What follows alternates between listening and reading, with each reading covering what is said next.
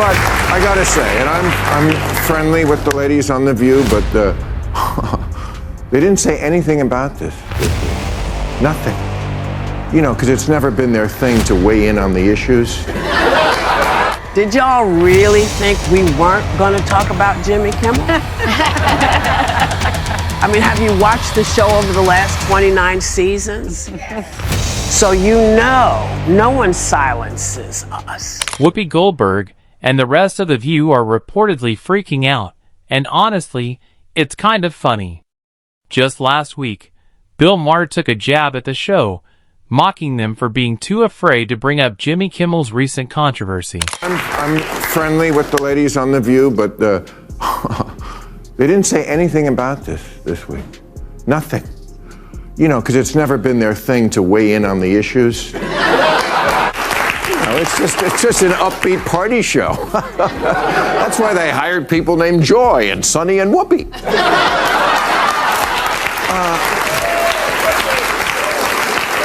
But, you know, girls, let me go out strong, okay? It won't you. I promise. It's happened to me, and I may go out after this show. We don't know. We don't know. The View has always been quick to jump on every major headline since the day it began. Remember a few weeks ago when I showed that clip of a former panelist admitting they often get only a few hours to prepare before diving into big controversies? Exactly.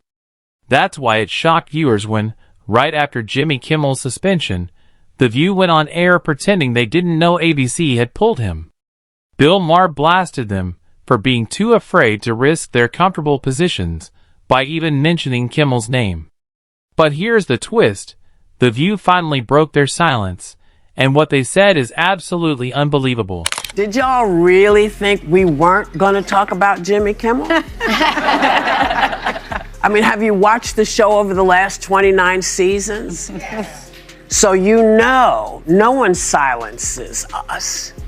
And to all my friends in Italy who reached out, you have to know it's okay. We're still here. We're still broadcasting. And when the news broke last week about Jimmy Kimmel's suspension, we took a breath to see if Jimmy was going to say anything about it first. We did the same thing with Stephen Colbert. That's simply not true. In a moment, I'll explain why The View finally decided to comment on Jimmy Kimmel's situation.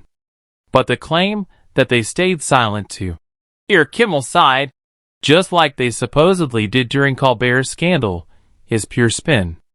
Let's look back. When Colbert was fired, The View didn't hesitate.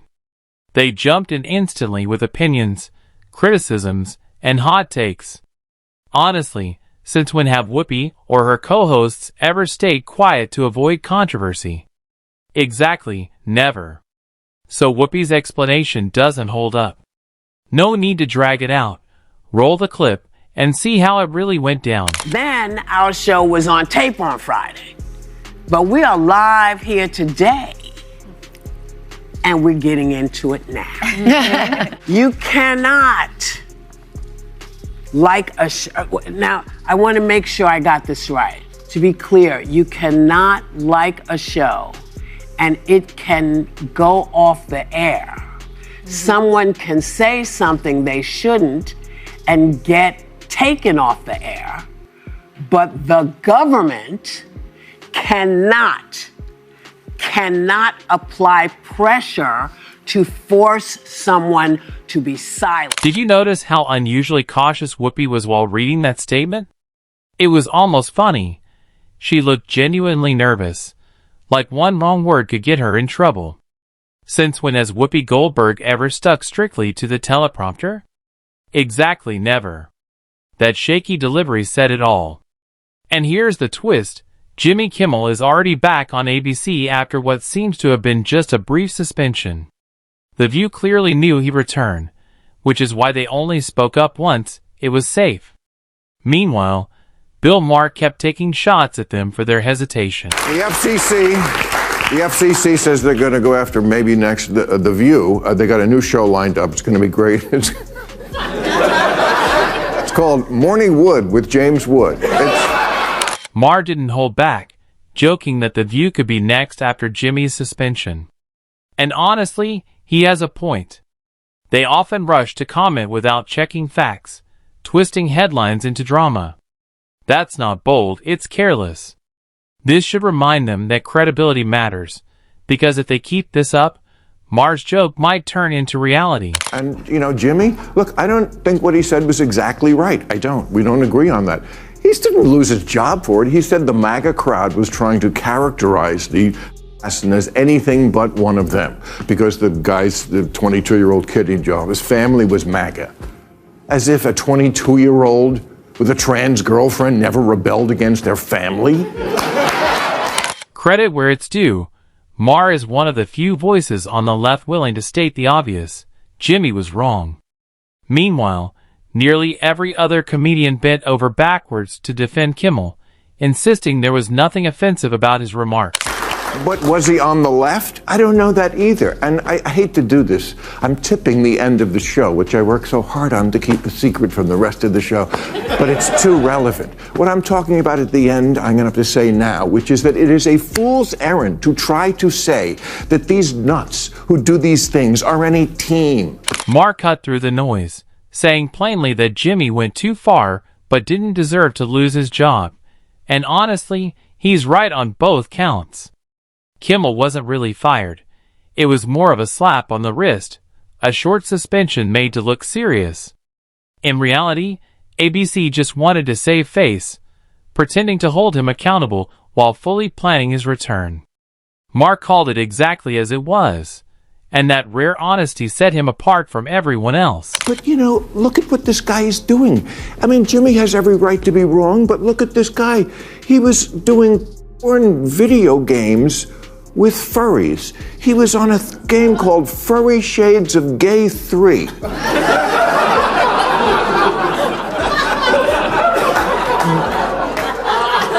This kid is in his basement with VR goggles on, getting virtually by a cartoon wombat? And you're going to put politics into this? Bill Maher kept the pressure on, using sharp sarcasm to mock Jimmy Kimmel for rushing to blame MAGA. His point was clear. Jimmy should have done his research instead of politicizing a tragedy for easy applause. A few minutes of fact-checking could have saved him from embarrassing himself on national TV. Had he paused, he would have seen the incident wasn't political at all. No MAGA link, no clear ideology, just a troubled individual. But Kimmel, eager to ride the anti-MAGA wave, jumped in without evidence. That's why Maher's mockery stung, because it was true. Jimmy's snap judgment wasn't just careless. It exposed him as partisan and reckless. In the end, Maher's message was simple.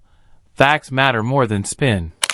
This kid doesn't belong in either party. He belongs in a straitjacket. He's an outpatient who should not be out. But you have the right to be wrong, or to have any opinion you want. That's what the First Amendment is all about. I was defending it last week on this show against what they're doing in England against the left.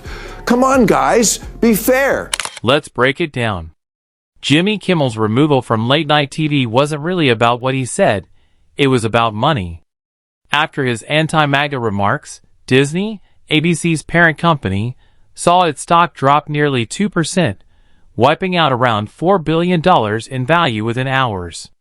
That kind of loss sends executives into panic mode.